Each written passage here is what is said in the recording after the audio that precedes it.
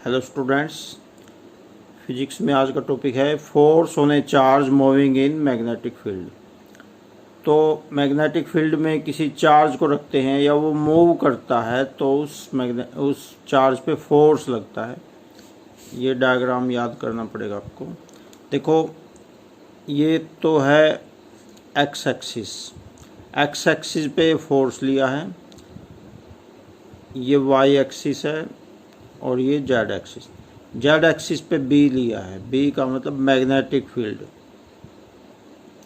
और ये plus Q charge है, इसको ओरिजिन पे लिया है, और ये वी है मैग्नेटिक फील्ड। और वेलोसिटी, ये वी वेलोसिटी वेक्टर है। ये सारे वेक्टर्स हैं बी और एफ। वेलोसिटी वेक्टर और मैग्नेटिक फील्ड के बीच का जो एंगल है वो थीटा है।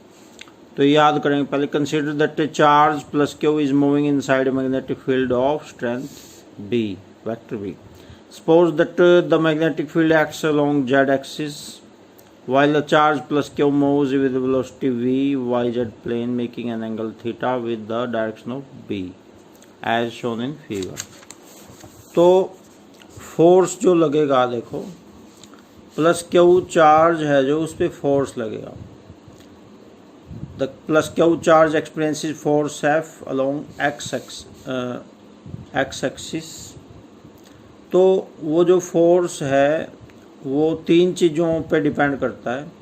एक तो स्ट्रेंथ ऑफ मैग्नेटिक फील्ड के डायरेक्टली प्रोपोर्शनल है, F is directly proportional to B। Equation भी बना सकते हैं इसकी, इक्वेशन 1 ऐसे, यानी मैग्नेटिक फील्ड की स्ट्रेंथ ज़्यादा होगी तो फोर्स भी ज़्यादा लगेगा, कम मैग्नेटिक फील्ड की स्ट्रेंथ होगी तो फोर्स भी कम लगेगा। एक ये फोर्स चार्ज के डायरेक्टली प्रोपोर्शनल है, मैग्नीट्यूड ऑफ चार्ज।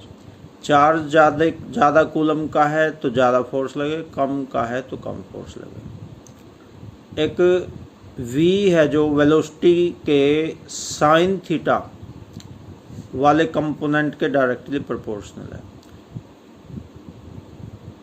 वेक्टर के दो कंपोनेंट्स होते हैं, 11वीं क्लास में आपको बताया था, एक तो कॉस थीटा वाला, एक साइन थीटा वाला। उसके साथ लगने वाला तो होता है कॉस थीटा एंगल के साथ, और उसके 90 डिग्री वाला होता है साइन थीटा। तो ये v के दो कंपोनेंट्स हो गए, v कॉस थीटा और v साइन थीटा। लेकिन जो फोर्स है वो v साइन थीटा के डायरेक्टली प्रोपोर्शनल है। इसको इक्वेशन 2 मान लो, इसको इक्वेशन 3 मान लो। उसके बाद लिख देंगे कंबाइनिंग इक्वेशन 1, 2 एंड 3। तो तीनों को कंबाइन कर दें, B Q we sine theta हो जाएगा प्रोपोर्शनल। अब प्रोपोर्शनल को हटा के इक्वल टू लगाते और उसकी जगह कांस्टेंट लगाते के, तो हो गया k B Q we sine theta. अब के की वैल्यू 1 होती है यूनिटी, तो के की वैल्यू 1 लेते हैं, यूनिटी लेते हैं, तो के हट जाएगा, B Q we sine theta ही हो जाएगा। ये फोर्स लगता है, और ये वही फोर्स है जो जिससे मोटर चलती है। मोटर जो घूमती है वो फोर्स से ही घूमती है, और ये वही फोर्स है magnetic field charge velocity sign theta. अब इसको लोरेंज फोर्स भी कहते हैं। अब इसको अगर वेक्टर के रूप में लिखते हैं तो ये आपको बताया हुआ है कि वेक्टर के रूप में लिखते हैं तो एंगल नहीं आएगा, याद रखनी है बात। और अगर वेक्टर हटाते हैं तो फिर साइन थीटा आएगा, एंगल आएगा। तो क्यू यूं क्यों, v इंटू बी आ गया। Vector F is equal to q into vector B into vector v into vector B. इसको लोरेंज फोर्स भी कहते हैं, ये याद रखना, लोरेंज फोर्स। अब इसके कुछ केसेस, स्पेशल केसेस याद करने हैं। एक तो चार्ज पार्टिकल अगर मूव ना करे, एक जगह पे खड़ा हो जाए, रेस्ट पे आ जाए, तो रेस्ट पे आएगा तो वेलोसिटी 0 हो गई। तो q v B sine theta, चार जने हैं, ये क्यू है, बी है, वी है, साइन थीटा है, ये हैं 4 जने। तो v 0 हो जाएगा जब रेस्ट पे है तो मूव तो वेलोसिटी जीरो हो जाएगी। अभी वेलोसिटी जीरो होगी, सारी जीरो हो जाएगी तो कोई फोर्स नहीं लगे, नो फोर्स।